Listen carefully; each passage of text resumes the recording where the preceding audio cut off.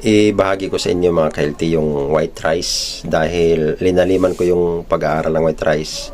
Marami na kasing mga tao na umiwas ng white rice. Ang white rice, ang isang dahilan na ang white rice hindi na siya maganda kainin dahil punong-puno siya ng chemical doon sa fertilizer at saka yung pesticide. Ang white rice dati, mag-ani ang mga nagtatanim niyan sa isang taon, isang bisis lang.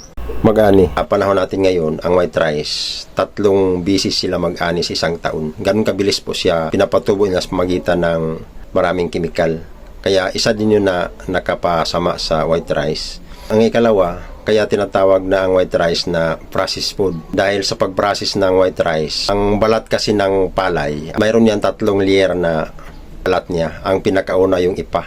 Kasunod sa ipa, mayroon pa yung 3 layer na balat na nakabalot dun sa butil ng bigas. Alis po nila yung 3 layer na yun. Andun po lahat ng mga nutrients na kailangan sa ating katawan. So ang natira na lang, yun ang talagang pinakalaman ng butil ng white rice. Kaya ang tawag niyan, refined rice.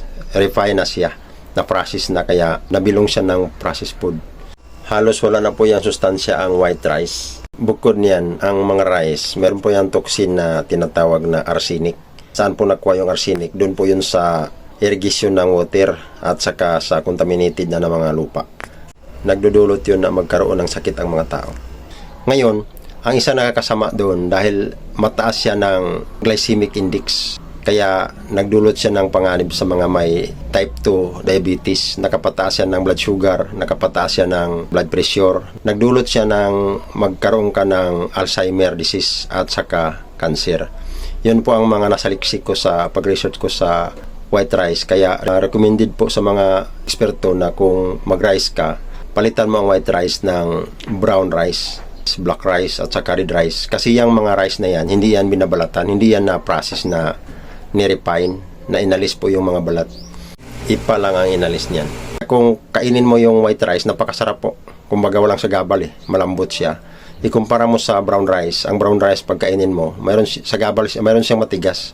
Yung matigas na yun ang 3 layer na balat na andun po lahat nutrients ng mga bigas. Yun po ang dahilan na hindi maganda na kainin ang white rice. Kung kakain kayo ng white rice, ang rekomenda niyan, bawasan nyo. 1 cup lang sa isang araw. Kung napansin niyo bakit marami ang mataas ang blood pressure, diabetes, binawasan nila yung mga pagkain ng mga processed food, binawasan nila pagkain ng mga unhealthy food, pero ang hindi nila nabawasan, yung white rice. Yun po sa aking pagsaliksik.